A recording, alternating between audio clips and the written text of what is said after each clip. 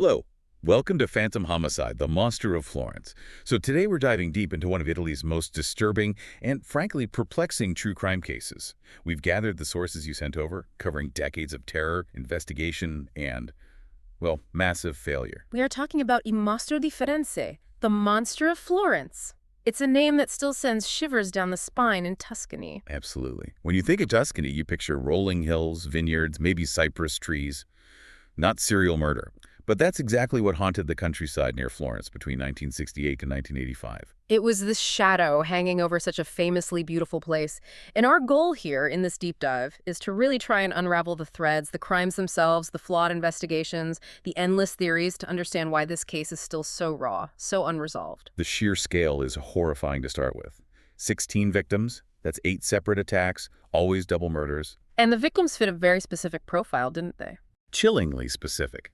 Young couples, almost always seeking privacy, parked in secluded spots, sometimes in tents, out in the countryside, away from prying eyes. And the timing wasn't random either. The attacks often happened around the new moon maximum darkness and typically on weekends or just before holidays, days when people might be out later and maybe the roads were quieter. He knew how to pick his moment, Yeah. but it's the way they were killed that defines this case, that signature. Oh, absolutely. The signature is deeply disturbing. It starts with the weapon, always the same .22 caliber Beretta handgun. That's the constant link. Right, but then, after the shooting. Then came the second phase, the ritualistic mutilation, Yep. specifically the excision of the female victim's sexual organs.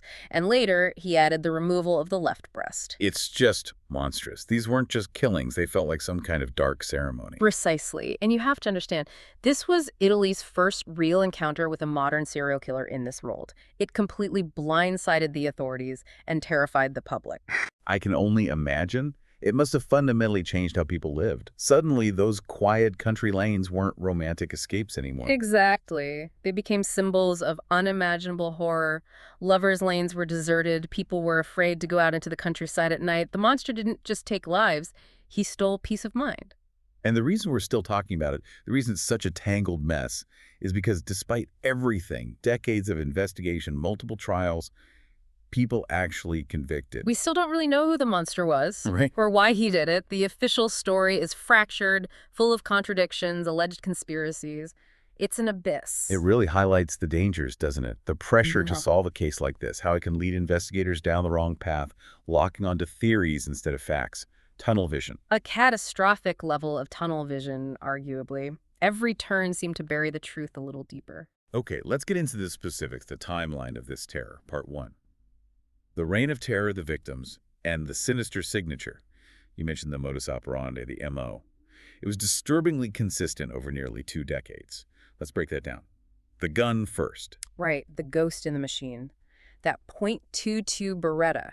And not just any .22 ammo, but specifically Winchester H-series bullets from a particular batch made back in the 1950s. That's incredibly specific. That precision in the ammunition is what ties all these disparate crimes together forensically. Absolutely. It's the ballistic fingerprint linking 68 all the way to 85.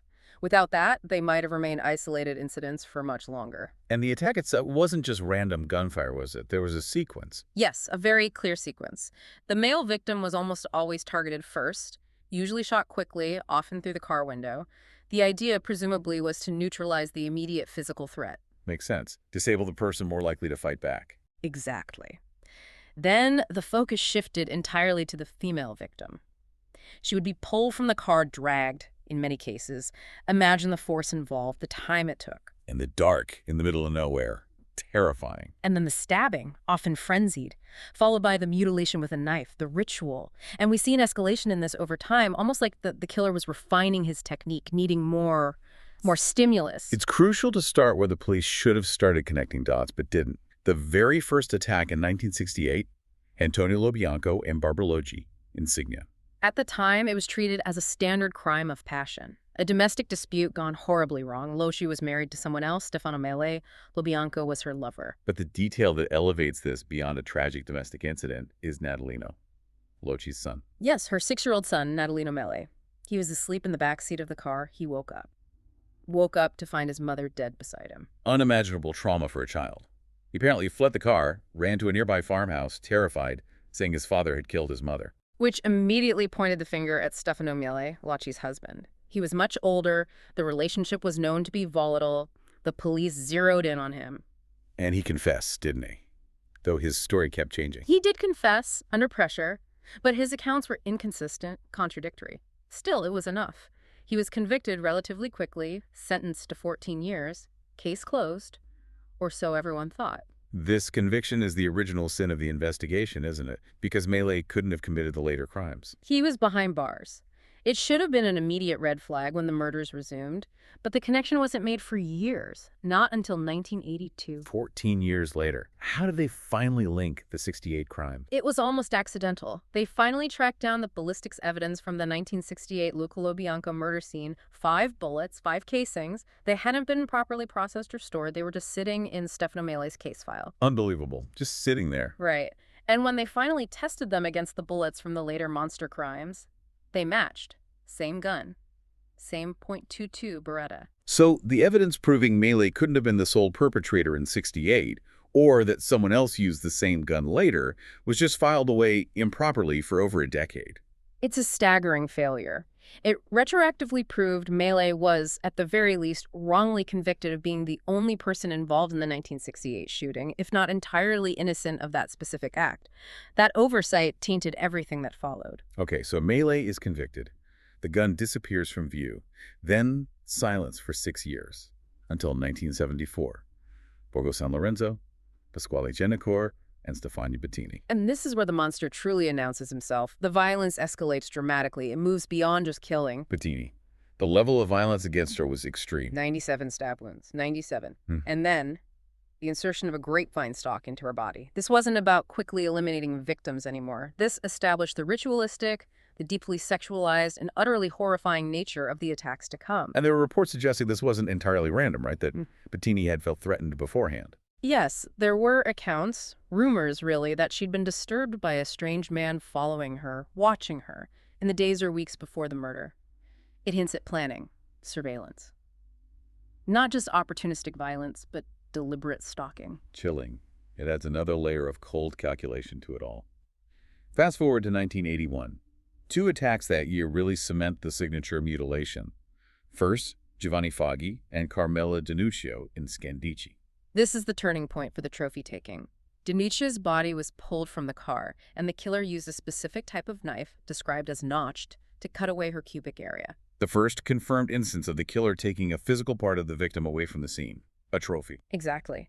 And the use of a notched knife suggests it wasn't just any blade, perhaps something specific for this gruesome task. He was prepared. Just a few months later, October 81, Stefano Baldi and Susanna Cambi in Calenzano. The same pattern. The same horrific pattern. Cambi's pubic region was also excised. But here, the killer does something even bolder. He moves beyond the physical act at the scene. The phone call. The phone call. The very next morning, an anonymous caller contacts Susanna Cambi's mother, offering to, quote, talk to her about her daughter. It's pure psychological torture. It shows a level of arrogance, of wanting to inflict pain beyond the physical act. He's taunting them. Absolutely. A growing confidence, maybe even a need for recognition for the terror to ripple outwards. Okay, then 1982 brings a deviation. Paolo Minardi and Antonella Migliorini. They were attacked, shot, but Migliorini wasn't mutilated. Why break the pattern? This incident is really interesting because it gives us a glimpse into the killer's priorities. The location, while secluded, was apparently on a road that saw more traffic than usual, even at night. So, risk assessment. It seems likely. The lack of mutilation suggests that finishing the ritual wasn't worth the risk of being seen or interrupted. Operational security, getting away clean, trumped the completion of the signature act in this instance. And Minardi didn't die immediately. He was found alive. Yes, barely alive. He died in the hospital hours later, which raises the terrifying possibility. Did he see the killer? Did he hear something? Could he have identified him? We'll never know. Yeah. And the scene itself was confusing, wasn't it? Theories about Minardi trying to escape. Exactly. The car was found crashed slightly off the road. One theory is Minardi, perhaps wounded, tried to drive away after the shots were fired, lost control. Another, more sinister theory suggests the killer might have tried to move the car after the attack, maybe to hide it better, but crashed it and then had to flee quickly. Which would also explain why he didn't have time for the mutilation. He was interrupted either by traffic or his own mistake with the car. It suggests a killer who, while methodical, could also be forced to adapt and prioritize escape when things didn't go perfectly to plan. Then comes 1983, and what seems like a significant mistake by the killer. The victims were Wilhelm Friedrich Horstmeyer and Jensu Verrusch, two men. Two young German students, yes, found murdered in their VW van. No mutilation occurred. The prevailing theory here is mistaken identity, right? It's the most logical, if grim, explanation. Apparently, Roosh had very long blonde hair, a slim build. In the darkness, parked in a secluded spot, the killer likely assumed they were a standard heterosexual couple, fitting his usual victim profile. And when he realized his mistake, no ritual. Precisely. The lack of mutilation, despite the remote location and presumably ample time, strongly suggests he realized they weren't the type he targeted. It confirms the highly specific sexualized nature of his victim selection. He wasn't just killing anyone, he was hunting couples. Okay, the final phase of the terror. 1984 and 1985. The escalation continues. Claudio Stefanacci and Pierontini in Vicchio, 1984. Here, the signature expands again. It's not just the pubic area anymore. With Pierontini, the killer also removed her left breast. Adding another element to the ritual, refining the trophy. It shows this wasn't static. His compulsions, his needs were evolving, demanding more. But the absolute peak, the most audacious act, came in September 1985. The final confirmed crime. Jean-Michel Krivashvili and Nadine Moreau. French tourists, camping, weren't they? Yes, in a small tent near San Casciano. They fit the pattern, young couple, secluded location. The attack followed the established MO shooting, then mutilation. Both the left breast and the pubic area were taken from Moreau. But this time, he didn't just take the trophies and disappear. No, this time he weaponized them. He mailed a piece of Nadine Moreau's breast tissue, along with a taunting note, directly to the Florence prosecutor's office, specifically addressed to the lead prosecutor, Silvia Della Monica. Mailing human remains to the chief investigator. It's unthinkable. A direct challenge. It's the ultimate act of defiance. It's him saying, "Here I am, catch me if you can." It transformed the case from a horrifying series of murders into a direct confrontation with the state. It cemented the monster's legend. All right, let's shift gears slightly. The investigation itself, part 2. The Sardinian Trail and the search for the gun. So that ballistic link back to the 68 crime discovered in 82 completely upended the investigation. They had Stefano Mully convicted for that first murder, but he was in jail for the later ones. How do they reconcile that? Well, they were forced to reconsider Mele's conviction.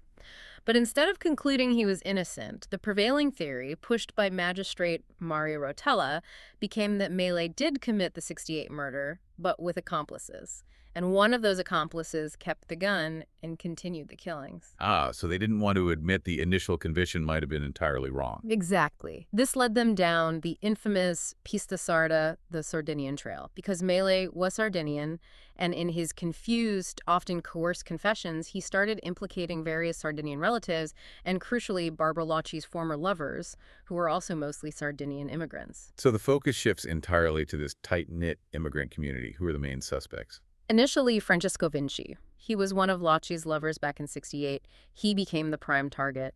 There was even a suggestive incident where his car was found hidden shortly after police leaked false information that Minardi, the '82 victim, was conscious and might identify his attacker, implying Vinci panicked. But this trail had problems almost immediately, didn't it? Vinci's alibi for some crimes. Huge problems. Francesco Vinci was actually in custody, arrested on suspicion, during the 1983 murders of the German students. Logically, that should have cleared him. But they didn't let it go. No. Instead of reconsidering the entire Sardinian angle, Rotella just widened the net within that same community. They arrested Mele's brother, Giovanni Mele, and his brother-in-law, Piero Muccirini.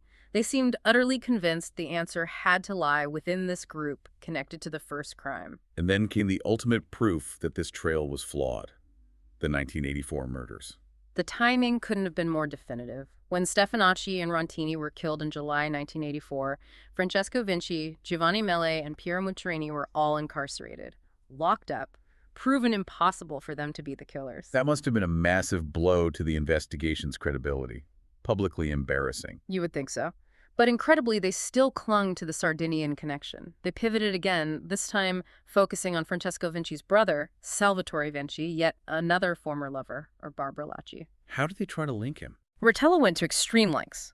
He actually charged Salvatore Vinci with the old unsolved murder of his own first wife back in Sardinia years earlier, trying to paint him as a serial killer responsible for both. Did that stick? Not at all. Salvatore Vinci was completely acquitted of his wife's murder in the Sardinian court. By 1989, the new chief prosecutor, Pier Luigi Vigna, had to publicly admit the Sardinian trail was a dead end. All suspects were cleared. Years wasted. Reputations ruined. And throughout this entire Sardinian detour, years of investigation, the gun. The gun remained elusive. The single most important piece of physical evidence, the .22 Beretta that fired the bullets at every single crime scene from 68 to 85, never found. Despite decades of searching, countless raids, it simply vanished, or was never traced. It's the silent witness that got away. Okay, so the Sardinian trail collapses. The investigation is basically back to square one in the late 80s, early 90s. Where do they turn next? Part 3. The peasants, the convictions, and the critics. The focus shifts dramatically. Using geographical profiling, looking at proximity to the crime scenes, and, inevitably, anonymous tips, a new name emerges. Pietro Pacciani. And Pacciani is, well, he's a very different profile from the suave, sophisticated killer some might have imagined. Completely different. He was a peasant farmer, illiterate, crude, known for being belligerent. But crucially, he had a history of extreme violence. The 1951 incident. Yes. Back in 1951, Pacciani caught a traveling salesman with his then-fiancée. He flew into a rage, stabbed the salesman 19 times, killing him. And then, horrifically, he raped his fiancée right there next to the dying man's body. The brutality, the sexual violence, there are echoes of the monster's crimes, even decades later. Definitely. That history, combined with him living relatively near some of the crime scenes, made him an immediate person of interest, despite the 30-year gap and the lack of any direct link initially. But the case against him, it wasn't built on solid forensic evidence, was it? It seemed much more circumstantial. Extremely circumstantial. The prosecution pointed to things like a reproduction of Botticelli's Primavera found in his house, trying to imply some kind of twisted artistic obsession, which felt like a huge stretch.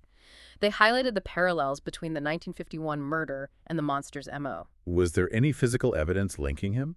There was one piece that seemed crucial at the time: an unfired .22 caliber bullet, the correct Winchester H type, found in his garden during a search. Finally a concrete link. But it turned out to be completely fabricated. It was later revealed, quite damningly, that the bullet had been planted there by the police themselves. Planted evidence to frame him. It certainly looked that way.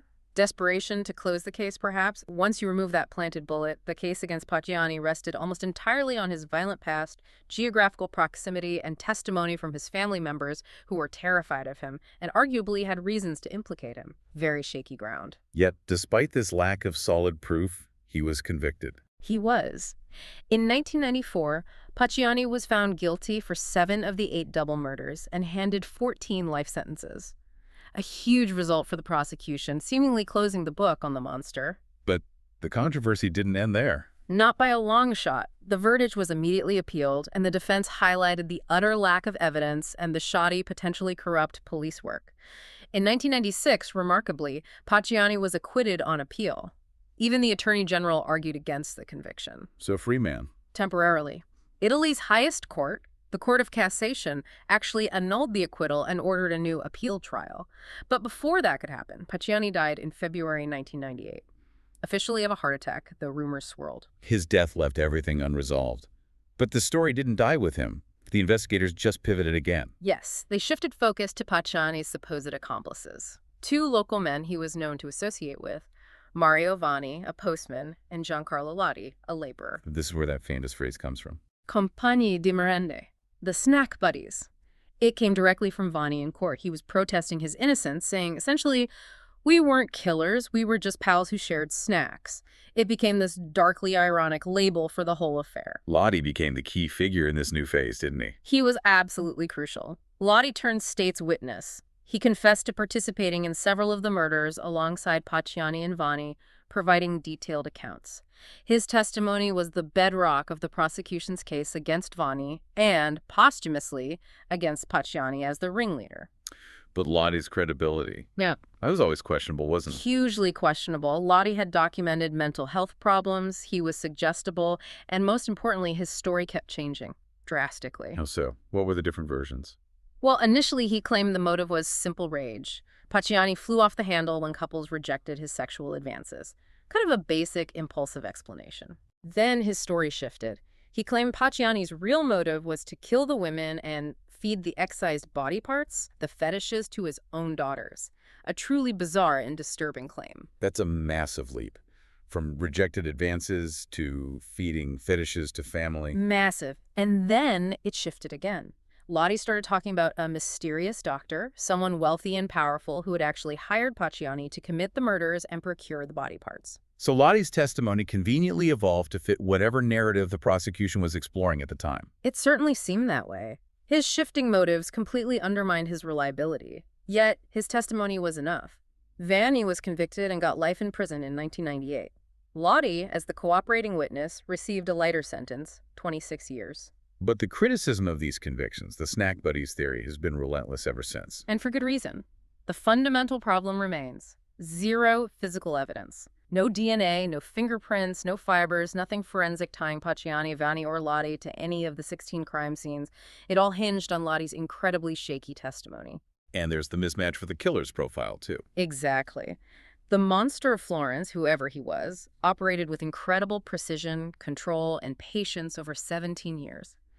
He evaded capture despite intense scrutiny. Does that sound like Pacciani, Vanni, and Lottie described by many as poorly educated, somewhat bumbling, unhealthy men? It's hard to reconcile the sophisticated crimes with the profile of the convicted snack buddies. It feels like the justice system just grabbed the most convenient, marginalized suspects they could find and forced the narrative to fit. That's certainly the core of the criticism, that Italy convicted these men largely out of desperation for closure, while the real organized killer likely remained free. This brings us to the next, even stranger chapter, Yep. Part 4, Occult Conspiracy and Prosecutorial Overreach. So, even with the snack buddies convicted, doubts lingered. Lottie's mention of a mysterious doctor opened a Pandora's box, didn't it? The idea of a second level. It did. The investigators, particularly Chief Inspector Mikhail Jatari, weren't satisfied with just convicting the peasants. They needed to explain how these seemingly simple men could pull off such complex crimes and where the money Pacciani suddenly had came from. This led directly into the satanic cult theory. Right. The idea that the murders weren't random acts of violence by Pacciani and friends, but commissioned hits. Commissioned by a secret society, a satanic cult, possibly involving wealthy, influential people in Tuscany or nearby regions. The theory was that this cult needed the specific body parts, the sexual organs, the left breast for their dark rituals. Pacciani was merely the hired hand, the butcher. What actual evidence did they have for this elaborate conspiracy? It sounds like something out of a novel. The evidence was interpretive, let's say. They pointed to a pyramid-shaped stone found near a villa where Pacciani had worked, claiming it had occult significance. Critics, like the journalist Mario Spezzi, famously retorted it was probably just a common farm doorstop. A doorstop versus a ritual artifact. Okay. What else? They found books on black magic and esotericism in Pacciani's house, which, again, could mean something, or could just mean he was interested in strange topics. It wasn't exactly a smoking gun. But the money. That was harder to explain away, wasn't it? Pacciani's sudden wealth. That was the strongest circumstantial pillar supporting the second-level theory. Pacciani, a man of very modest means, suddenly came into possession of significant sums. 157 million lire was mentioned, enough to renovate his farmhouse, buy cars. Where did that money come from? It certainly didn't seem to come from farming. Exactly. It strongly suggested he was being paid handsomely by someone else. This financial discrepancy fueled the theory that he was an operative taking orders, likely from the doctor, Lottie mentioned. And you contrast Pacciani's newfound wealth with Giancarlo Lotti, who remained desperately poor. Lottie was reportedly destitute, relying on charity for a place to live. If they were partners in crime getting paid by a cult, why did only Pacciani seem to benefit financially? It made Lottie look more like a coerced, disposable pawn, and Pacciani the direct contractor. This trail, the search for the powerful instigators, eventually led them to Perugia, and specifically to Dr. Francesco Narducci. Yes, Narducci was a young, well-connected doctor from a prominent Perugia family. Crucially, he died in 1985, the very year the Monster of Florence murders stopped. The timing is suspicious. Extremely.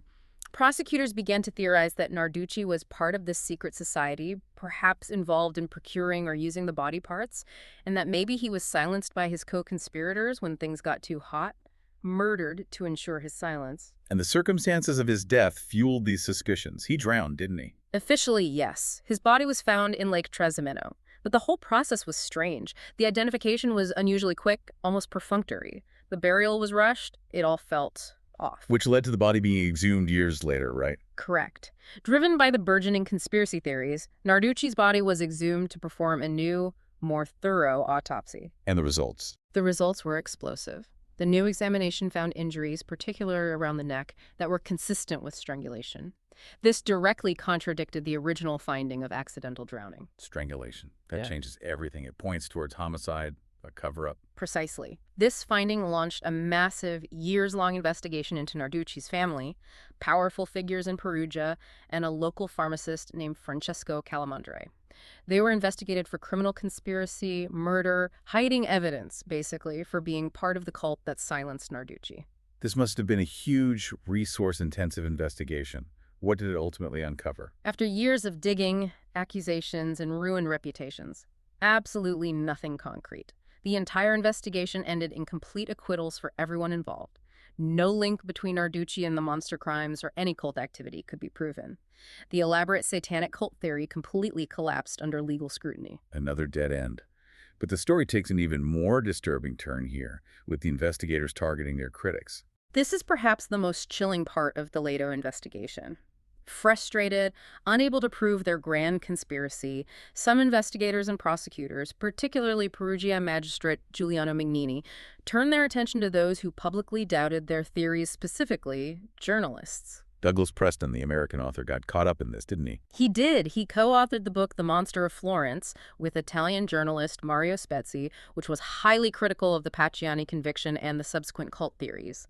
They found themselves under investigation. And Spezzi himself was actually arrested. Unbelievably, yes. Mignini had Mario Spezzi arrested, accusing him of obstructing the Narducci investigation, planting false leads, and even implying Spezzi might himself be involved with some shadowy sect or even the monster himself. That's an outrageous abuse of power, targeting a journalist for questioning the official narrative. It was shocking. Spezzi's arrest was later ruled illegal by a higher court, but the damage was done. This entire episode, the failed Narducci probe, the persecution of journalists, led to formal charges of abuse of office against the light investigators, Giuttari and Mignini. The special police unit formed to solve the monster case, GIDs, was eventually disbanded. The hunters had become the hunted. The investigation essentially imploded under the weight of its own overreach and conspiracy theories. Completely. It's a cautionary tale about how the pressure for answers can corrupt the process itself. Okay, let's move to the final part. Part 5. The global connection and enduring mystery. Even after the Italian investigations crumbled, the theories didn't stop. No, the case has this enduring mystique.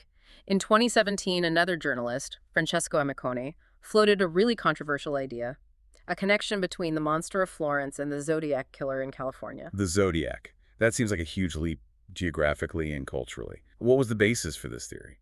Amicone pointed to what he saw as key MO similarities. Both killers targeted couples, often in secluded lovers' lane-type settings, both used handguns, and both engaged in taunting communications with authorities or the press Zodiac with his ciphers, the monster mailing the body part.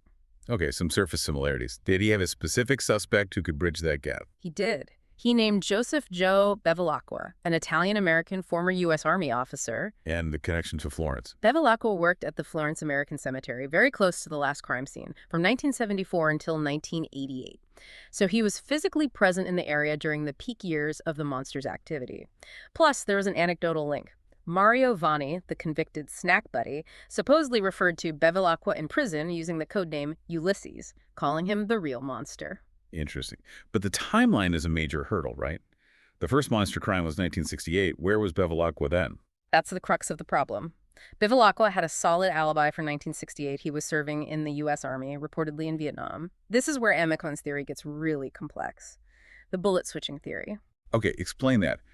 How could Bevilacqua be responsible for 68 if he wasn't there? Amicum proposed that Bevilacqua, sometime in the early 1970s when he was stationed in Italy at Camp Darby near Pisa, used his military access or connections to get into the police evidence files for the 1968 Stefano Mella case. Oh. And he supposedly switched the original bullets recovered from the 68 crime scene with bullets fired from his own .22 Beretta, the one he would later use for the monster crimes. Wait, so the idea is he retroactively framed the 68 crime to match his future crimes, creating a false link back in time while maintaining his own alibi. That's the theory. It's incredibly elaborate, suggesting a level of cunning and access that's almost unbelievable. Amicone backed it up by commissioning a ballistics analysis that suggested, with about 60% probability, that the bullets logged as evidence from 68 might indeed have been replaced or tampered with. That is wild. What was the official reaction to this theory? It generated headlines, but faced huge skepticism. Bevilacqua vehemently denied ever confessing or being involved and sued Amicone. Amicone was later convicted of defamation for stating Bevilacqua had admitted guilt, with the judge dismissing the bullet-switching theory as bizarre. So legally it went nowhere. Mm. But did the authorities take any notice? Well, despite the public dismissal, Bevilacqua's DNA was collected in 2023, reportedly at the request of U.S. authorities investigating the Zodiac case for comparison. So, behind the scenes, the possibility, however remote, might still be considered. And there were even more recent claims after Bevilacqua died. Yes, in early 2025, reports emerged citing an unnamed source who claimed Bevilacqua had confessed on his deathbed while hospitalized in 2021, not only to being the monster, but also to killing his first wife. These are unverified claims, of course, but they keep the suspicion alive. It just adds another layer of unresolved mystery. What is the lasting impact of this whole saga? The impact on Tuscany was profound and immediate. Public fear reshaped daily life. Those flyers warning couples about lovers' lanes became iconic symbols of the terror. The media coverage was relentless, making it Italy's most infamous crime. And its influence spread far beyond Italy into popular culture. Absolutely. Thomas Harris drew heavily on it for his Hannibal Lecter novels. Inspector Rinaldo Pazzi in the book Hannibal is clearly inspired by the real investigators, particularly those disgraced by the flawed Pacciani investigation. The TV show even flirted with the idea that Lecter himself might have been the monster during his time in Florence. And countless documentaries, books like Preston and Spezi's. The case fascinates because it's so fundamentally broken. It is, and the reasons it remains unsolved are numerous. Forensic science was primitive in the early years, before DNA. The long gaps between the murders made connecting them difficult initially. The rural crime scenes were complex to manage. And the investigative missteps we've discussed? Yeah. The tunnel vision. The relentless tunnel vision, focusing on the Sardinians, then Pacciani, then the cult, arguably allowed the real killer to slip away. And then there's the simple possibility that the killer died, or was imprisoned for something else, after the final murder in 1985. Vanni died in prison. Lottie was released eventually, but the consensus seems to be they weren't the architects of this. Mario Vanni died in 2009. Lottie was released in 2002 and died later. Most experts believe they were, at best, peripheral figures, possibly coerced or manipulated, but not the calculating mind behind the monster. That person likely escaped justice. It really is a chilling case study in how the system can fail. The pressure for answers, the appealing narrative of conspiracy overshadowing the hard, often absent facts. Investigative zeal turning into obsession, leading to wrongful accusations, planted evidence, ruined lives. It's a stark reminder that the pursuit of justice can sometimes lead further away from the truth, especially when faced with a phantom as elusive as the monster. So that final provocative thought. The killer stops cold in 1985. Right after mailing the ultimate trophy, the ultimate taunt to the prosecutor. Could that act itself have been the combination? Could delivering that final defiant message have satisfied whatever dark compulsion drove him, allowing him to simply stop? It's a haunting possibility that the ultimate act of terror was also the final act needed for his own psychological closure, letting him melt back into the Tuscan landscape forever unknown. 16 victims, multiple trials, decades of searching, and still no definitive answer. A true unsolved nightmare. Okay, so we hope you liked our today's discussion. For more such discussions, subscribe to our channel, Fandom Homicide.